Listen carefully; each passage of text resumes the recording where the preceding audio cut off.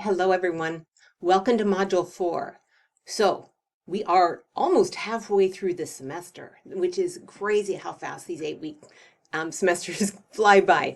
So, we are heading into our second research project. And really, our second research project is kind of like the A portion of an A-B project. So our writing project 2 will involve a lot of research and the writing up of that research. Our writing project 3 will be taking that research and the things that we've learned and the things that our sources have said and using them in an essay. Okay, but right now I'm only going to focus on writing project 2. So if we look at our module 4, the first thing we have here is the instruction page to our writing project 2. So I'm going to open this up. And what this is, I explain it here, but I'll explain it vocally too. We have been researching communities as researchers to identify a behavior within that community, among the people within that community, that is socially relevant. And one of the reasons that we are doing this, first of all, it's just really important work, really important intellectual work. And the result are some really important opinions and essays focused on behaviors that are significant. And your perspective matters. Your voice matters. In fact, it matters a lot. It's incredibly important. And so what we are doing with our next project is we are taking your very important discovery or don't feel like you have to discover something. It can be something just identifying. So your very important identification of this behavior that's significant. And we're going to go out there and look at what other people have written and studied and researched about that behavior. So we're leaving our community behind and we're going to just carry forward that behavior. So maybe it is, oh, let me see, loneliness among college students. Or maybe the behavior we identified is like toxic management styles or in our workplace or in the workplace. Or perhaps it is, I have students writing about the support in the community they have found in organized religious congregations. Something like that. You're going to take that behavior that led to that result, that behavior forward, and we're going to look at what other experts have to say about it because it's really important. Our perspective is incredibly important, but alone it's not enough. Alone, that it creates a danger of a single story. And so we have to go out there keeping an open mind to see what other researchers have had to say about it. And so that's all I'm going to go over right now because I've got this whole other video explaining this. But over the next 2 weeks, we are going to be researching, we are going to be finding those 4 sources where other credible people have written about this behavior. And 2 of those sources are going to be peer reviewed. And we're going to write up a synopsis. It's kind of a report of that research. And we're writing it for an academic audience and for ourselves. It helps us to get to know these sources and to organize them in our mind and on paper so that we really have some foundational information we can use for our next project. But it's also really good to share that with an academic audience.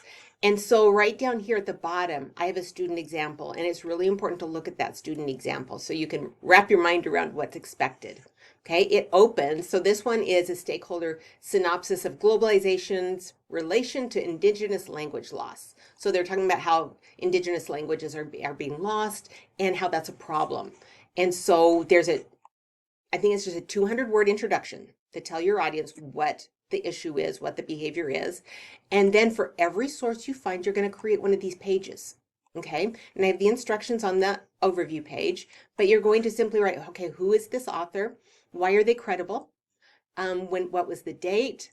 A little summary of the argument and premise of the article. And this has to be 100 words. It doesn't have to be this long. The student went a little longer. Why is it relevant? Why is this voice relevant to the conversation? And a citation. Okay, and you're just going to do that same thing with all 4 sources. Okay, it's not too hard and it's really helpful and it will help prepare us for what's coming ahead. And so I'm going to go back here to overlook the module just to show you what's here. So I have that assignment directions right here. I have an article on identifying a conversation, identifying the sources that are needed in conversations that are related, that are talking about the same thing. Because it's really important that our sources are talking about the same thing, that they're not all talking about different aspects of a subject. We want them talking about the same behavior we are and the same aspect of that behavior we are. Okay, and so read that. There's nothing to turn here. There's just a really good article on the importance of gathering diverse voices together. Right here, these are the instructional content. So I want to mention the Carabellis next Friday. We have a discussion board on Chimamanda Adichie's The Danger of a Single Story. And I'm also asking you to annotate Carabelli's short articles, just short, and that's due next Monday, but I thought I'd put it here just to give you a heads up. But here in the middle is a little excerpt from our research module.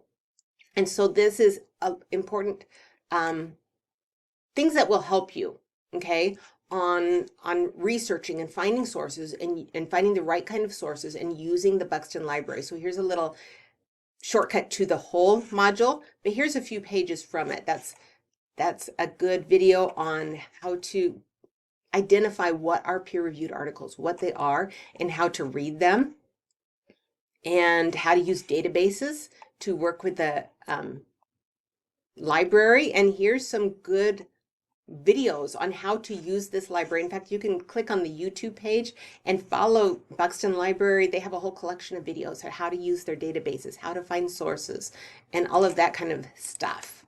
Okay, and I think, is that it? And also, you can use a couple online, I don't know what this is, online I'm gonna go back in here. Online sources, as long as they're credible, as long as they meet the caliber of college research, and as long as they're credible, they work just fine.